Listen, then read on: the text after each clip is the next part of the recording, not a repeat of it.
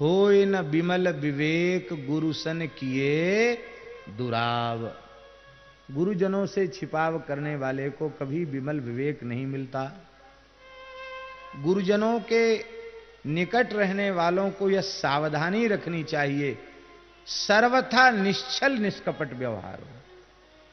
भक्तमाल में तो भक्त की परिभाषा ही यही है, हरिगुरु दासनी सो सांचो सोई भक्त सही, गही एक टेक फेर उरते न टरी है।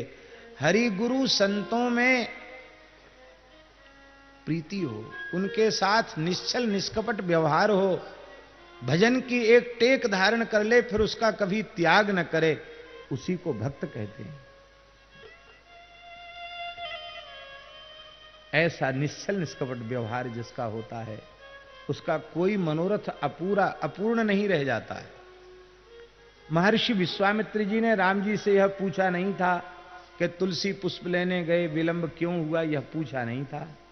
फिर बिना पूछे ही श्री रघुनाथ जी ने सारी बात बिना किसी छिपाव दुराव के गुरु जी को बता दी कि गुरुदेव गए तो तुलसी पुष्प लेने ही थे, पर श्री जनक नंदिनी जानकी जी वाटिका में पधारी और मेरे मन की भी इच्छा हुई कि मैं उनका दर्शन करूं, तो मैंने उनका दर्शन किया और मेरे अति पुनीत मन में उनको देखकर उन्हें पाने की इच्छा उत्पन्न हुई। गुरुदेव इसीलिए विलंब हो गया। गुरुजी ने नहीं पूछा था तो बताने की क्या आवश्यकता थी? भला ऐसी बात कभी कोई बताता है अपने बड़ों से?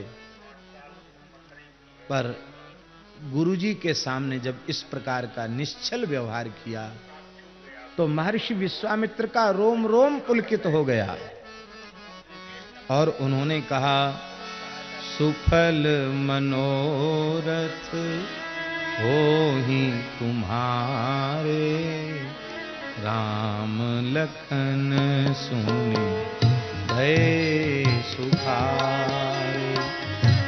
सुफल मनोरथ होहि तुम्हारे, राम लखन सुनि भय